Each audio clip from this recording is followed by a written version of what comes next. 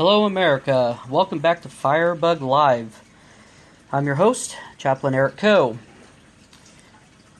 This will be the final segment of our mini-series on post-traumatic stress disorder, also known as PTSD.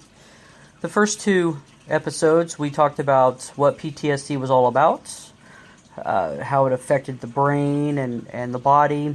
We talked about signs and symptoms as well as possible treatments. Today we're going to talk about the families and friends of their loved one who has PTSD. So let's get started with that. We're also going to talk about other resources that you can use as well. So coping with PTSD and family members can be a difficult thing to do. The effect of PTSD on family can be great. Studies have shown that families where a parent has PTSD are characterized by more anxiety, unhappiness, marital problems, and behavior problems among children in the family as compared to families where a parent doesn't have PTSD. Now, this isn't it's not very surprising because PTSD symptoms can cause a person to act in ways that may be hard for family members to understand. Their behavior may appear erratic and strange, or could even be upsetting. So the roles of the family can either positively or negatively impact on a loved one's PTSD symptoms. The first step in living with and helping a loved one with PTSD is learning about the symptoms of PTSD and understanding how these symptoms may influence behavior. Now, what can a family do? Well, a family can do a number of things to cope with a loved one's PTSD. First, it is important to understand that the loved one's behavior does not necessarily indicate his or her true feelings. That's very important because, when they're having a crisis, that's not who they are. That's not who they were when they were born, when you met them. Or maybe even when you did meet them. Maybe you met somebody who did have PTSD. But their normal behavior does not, or let me rephrase that, their PTSD behavior does not indicate their true feelings. So this means that he or she may want to go out with friends and family, but is too afraid of bringing up upsetting thoughts and memories. It is important for family members to understand that their loved one's symptoms and the impact of those symptoms on behavior. It's very important for families to be involved with this. It's just very detrimental. A family also needs to know what leads to the loved one's PTSD symptoms. Family members need to know their loved one's triggers.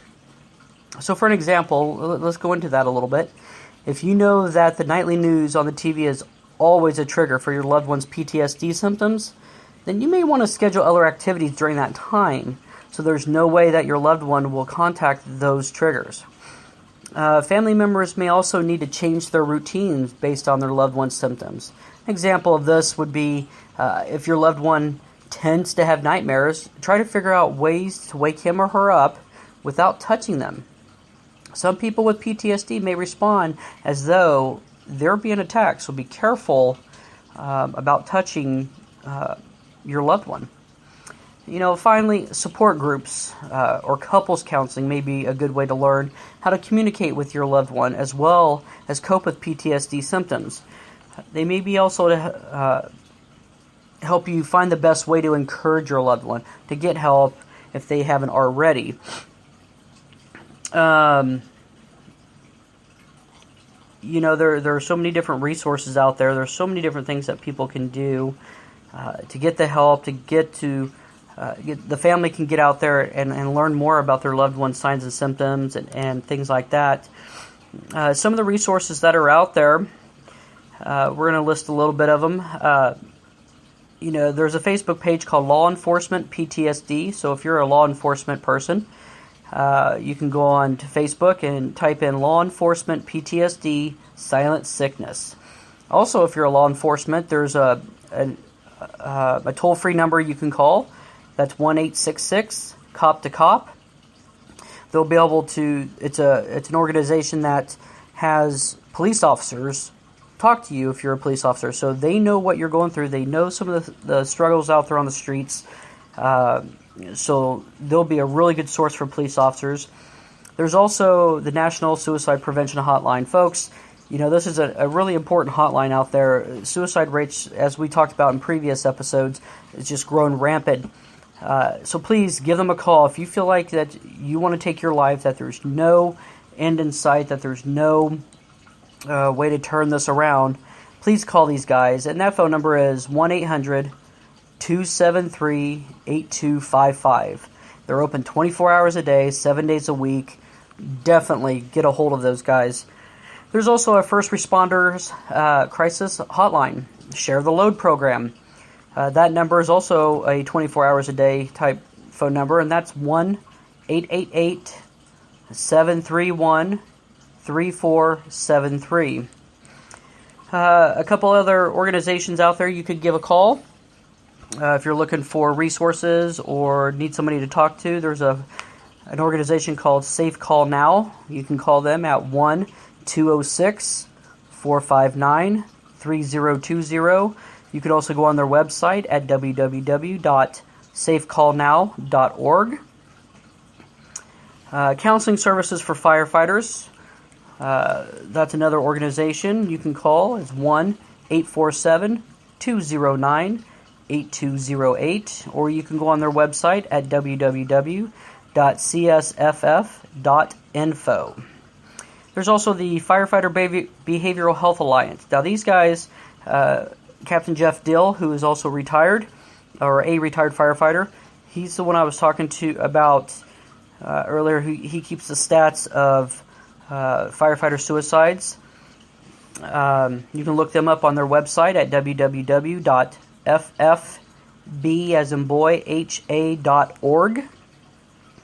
Now, if you're looking to get yourself a service dog, or find out how you can get yourself a service dog, there's a couple organizations out there that I have dealt with, as well as other people that I know have dealt with. One of them is called TADSAW. It's a Train a Dog, Save a Warrior, or TAD Safer, which is Train a Dog, Save a First Responder. The gentleman's name is Bart Sherwood. Very nice guy. He's awesome. He's out of San Antonio, Texas. You can look him up at www.tadsaw.org.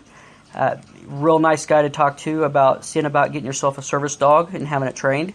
Also, a place where I got my service dog, Marshall, is at Dylan's Dog Training. He's up in Omaha, Nebraska. You can look him up at www.dylansdogtraining.com. Very, very knowledgeable fella. He definitely knows his stuff.